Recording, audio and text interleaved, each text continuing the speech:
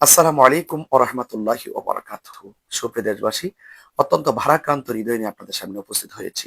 আপনারা ইতিমধ্যে দেখেছেন উত্তরা দিয়াবাড়ি মাইলস্টোন স্কুল কলেজে হঠাৎ করে নিয়ন্ত্রণ হারিয়ে একটি বিমান বিধ্বস্ত হয়।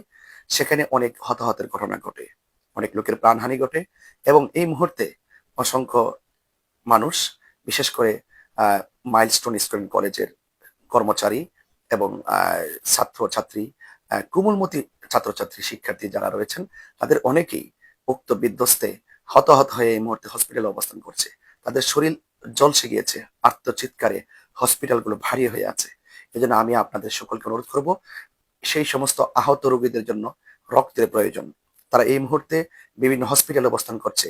বিশেষ করে Dhaka medical college, Kurmitola general হাসপাতাল, উত্তরা আধুনিক মেডিকেল কলেজ, বাংলাদেশ কুয়েত মৈত্রী হাসপাতাল, Uttara women's medical college, Mansur Ali medical college এবং উত্তরা দিয়াবাড়ির আশেপাশে যে সমস্ত লোকাল হসপিটালগুলো আছে, সেখানেও তারা তাৎক্ষণিকভাবে সেখানেও তারা গিয়েছেন। এবং আপনাদের সকলকে অনুরোধ করব, উত্তরা দিয়াবাড়ির আশেপাশে যারা আছেন, আপনারা দ্রুত ঢাকায় যে যেখানে আছেন, যেভাবে আছেন, আত্মীয় স্বজন যারা আছেন, আপনারা সবাই সেই হতাহত ব্যক্তিদের রক্ত দেওয়ার জন্য আপনার হসপিটালে দ্রুত চলে আসুন।